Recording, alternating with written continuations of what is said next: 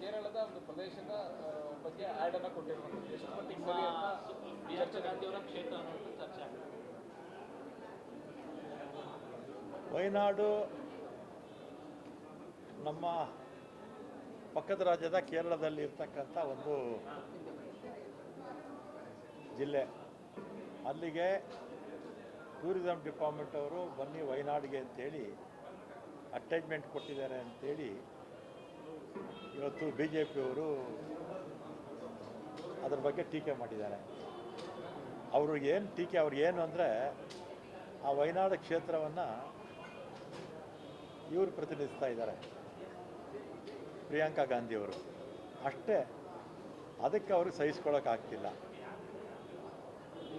ಆಮೇಲೆ ಇವರು ನಮ್ಮ ಬಿ ಜೆ ಪಿ ನಾಯಕರು ನಮ್ಮ ರಾಜ್ಯದಿಂದ ನಮ್ಮ ದೇಶದ ಬೇರೆ ಬೇರೆ ಭಾಗಗಳಿಗೆ ಬೇಕಾಷ್ಟು ಕಡೆ ಟೂರಿಸಂ ಡಿಪಾರ್ಟ್ಮೆಂಟ್ನವರು ಅಲ್ಲಿ ಪ್ರವಾಸಿಗರು ಹೋಗೋದಕ್ಕೆ ಅವಕಾಶ ಮಾಡಿಕೊಟ್ಟಿದ್ದಾರೆ.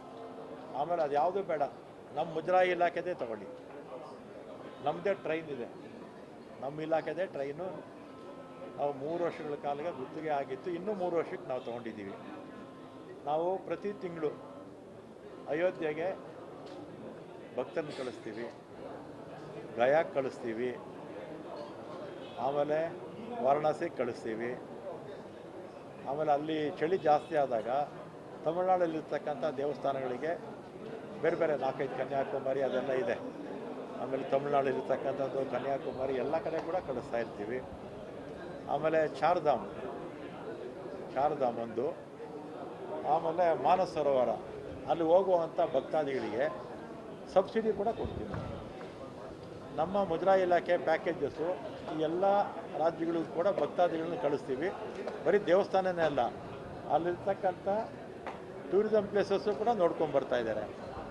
ಇದು ಬಿ ಜೆ ಪಿಯವರಿಗೆ ಗೊತ್ತಿಲ್ವ ಇದು?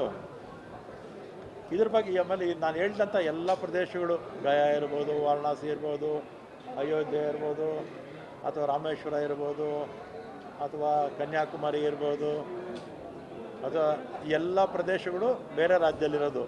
ಫಸ್ಟು ಅದನ್ನು ಅರ್ಥ ಮಾಡ್ಕೊಳ್ಳಿ. ಬಿ ಜೆ ಪಿಯವರು ತಲೆ ಬುಡಾನೇ ಗೊತ್ತಿಲ್ಲ, ಸುಮ್ಮನೆ ಕಾಮೆಂಟ್ ಮಾಡ್ತಾರೆ. ಆ ವಾಟ್ಸಪ್ ಯೂನಿವರ್ಸಿಟಿ ಇದೆಯಲ್ಲ, ಆ ಬಿ ಜೆ ಪಿನಲ್ಲಿ ಒಂದು 600-700 ಜನ ಇಟ್ಕೊಂಡ್ಬಿಟ್ಟಿದ್ದಾರೆ ಕಾಸು ಕೊಟ್ಬಿಟ್ಟು. ಅವ್ರ ಕೈಯಲ್ಲಿ ಸುಳ್ಳು ಸುದ್ದಿ ಹಬ್ಬಿಸ್ತಾ ಇರೋದೇ ಇವರು. ಆ ಸುಳ್ಳು ಸುದ್ದಿ ಹಬ್ಬಿಸ್ಲಿಲ್ಲ ಅಂದರೆ ಆ ಬಿ ಜೆ ಪಿ ಮುಖಂಡರುಗಳಿಗೆ ನಿದ್ರೆನೂ ಬರಲ್ಲ, ತಿಂದ ಅನ್ನನೂ ಜೀರ್ಣ ಆಗಲ್ಲ. ಆಮೇಲೆ ನಮ್ಮ ರಾಜ್ಯದಿಂದ ಹೋಗ್ತಾ ಇರ್ತಕ್ಕಂಥ ಚಾರ್ಧಾಮ್ ಮತ್ತು ಮಾನಸ ಸರೋವರ ಅವ್ರಿಗೂ ಕೂಡ ಸಬ್ಸಿಡಿ ಕೊಡ್ತೀವಿ. ಅದೇನು ಪ್ರವಾಸಿ ತಾಣ ಅಲ್ವ? ಅದೆಲ್ಲ ದೇವಸ್ಥಾನವೂ ಇದೆ, ಪ್ರವಾಸಿ ತಾಣಗಳಿಗೂ ಹೋಗಿ ಬರ್ತಾರೆ. ಸ್ವಲ್ಪ ಬುದ್ಧಿ ಇದ್ದು ಮಾತಾಡಿದ್ರೆ ಸರೋಗುತ್ತೆ. ಬುದ್ಧಿ ಇದೆ ಅವ್ರಿಗೆ, ಆದರೆ ದುರ್ಬುದ್ಧಿ ಬಿ ಜೆ ಪಿಯವರಿಗೆ. ಈ ದುರ್ಬುದ್ಧಿ ಬಿಡಬೇಕು ಬಿ ಜೆ ಪಿಯವರು.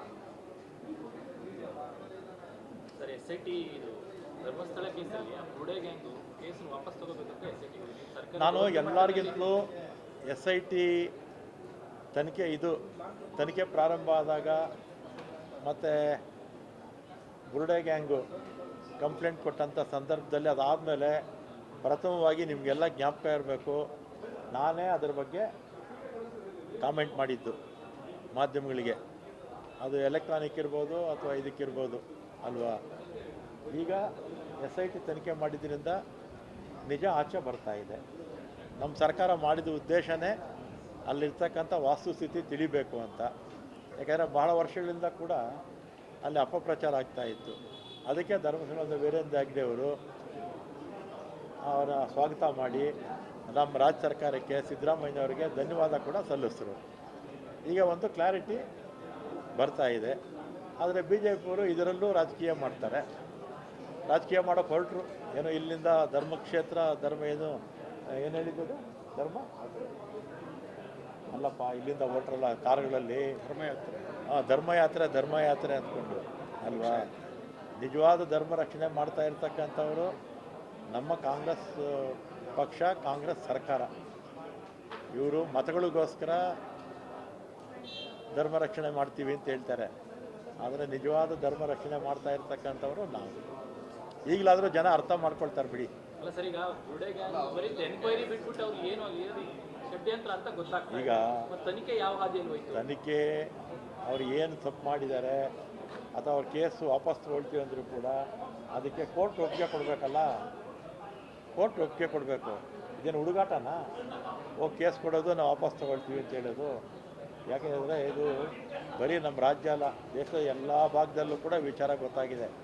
ಆದ್ದರಿಂದ ಯಾರು ತಪ್ಪು ಮಾಡಿದ್ದಾರೆ, ಯಾರು ಷಡ್ಯಂತ್ರ ಮಾಡಿದ್ದಾರೆ ಅದೆಲ್ಲ ಕೂಡ ಆಚೆ ಬರಬೇಕು.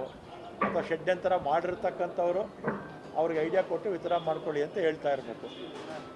ಅದರಿಂದ ಷಡ್ಯಂತ್ರ ಮಾಡಿರ್ತಕ್ಕಂಥವರು ಕೂಡ ಬಹಿರಂಗ ಆಗಬೇಕು ಯಾರು ಮಾಡಿದ್ದಾರೆ ಅಂತ. ಅದೇ ನಮ್ಮ ಸರ್ಕಾರ ಮಾಡಿಸ್ತಾ ಇರ್ತಕ್ಕಂಥದ್ದು SIT ಮುಖಾಂತರ. November D K Shivakumar KPCC ಅಧ್ಯಕ್ಷಕ್ಕೆ ರಾಜೀನಾಮೆ ಕೊಡ್ತಾರೆ ಅಂತ ಚರ್ಚೆ ಆಗ್ತಿದೆ. ನನಗೆ ಮಾಹಿತಿ ಇಲ್ಲ, ಅದ್ರ ಬಗ್ಗೆ ನಾನು ಮಾತಾಡಲ್ಲಪ್ಪ. ಸರ್, ಯುಟಿಕಾದರ ವಿರುದ್ಧ ಗಂಭೀರ ಆರೋಪವನ್ನು ಬಿಜೆಪಿ ನಾಯಕರು ಮಾಡ್ತಾ ಇದ್ದಾರೆ. ಮಾಜಿ ಸ್ಪೀಕರ್ ಆಮೇಲೆ ಕಾಗೇರಿಯವರು ಕೂಡ ಆರೋಪ ಮಾಡಿದ್ದಾರೆ. ಈಗ ಕಾಗೇರಿಯವರು ಸ್ಟೇಟ್ಮೆಂಟ್ ಮಾಡಿದ್ದಾರೆ, ನಿನ್ನೆ ನಾನು ನೋಡಿದೆ. ಅವರು ಸ್ಪೀಕರ್ ಆಗಿದ್ದಂಥವರು, ಸಚಿವರಾಗಿದ್ದಂಥವರು, ಮತ್ತು ಈಗ ಲೋಕಸಭಾ ಸದಸ್ಯರಾಗಿದ್ದಾರೆ. ಆಮೇಲೆ ಇವತ್ತಿನ ಪತ್ರಿಕೆಯಲ್ಲಿ ಪಾರದರ್ಶಕವಾಗಿದೆ, ಯಾರು ಬೇಕಾದ್ರೂ ಬಂದು ನನ್ನ ಕಚೇರಿಯಲ್ಲಿ ಕೇಳಿದರೆ ದಾಖಲೆ ಕೊಡ್ತೀನಿ ಅಂತ ಖಾದರ್ ಅವರು ಹೇಳಿದ್ದಾರೆ. ಅದರಿಂದ ಕಾಗೇರಿಯವರು ದಾಖಲೆ ಸಮೇತ ಸ್ಪೀಕರ್ ಅವರಿಗೆ ಕೊಟ್ಟರೆ ಒಳ್ಳೆಯದು, ಪಾರದರ್ಶಕತೆ ಇರಲಿ.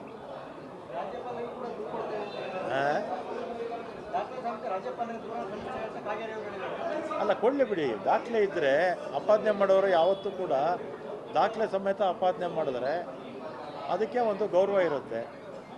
ಬರೀ ಪೇಪರ್ಗಳಲ್ಲಿ ಅಥವಾ ಪ್ರಿಂಟ್ ಮೀಡಿಯಾದಲ್ಲಿ ಕೊಟ್ಟರೆ ಅದಕ್ಕೆ ಅರ್ಥ ಇರೋದಿಲ್ಲ.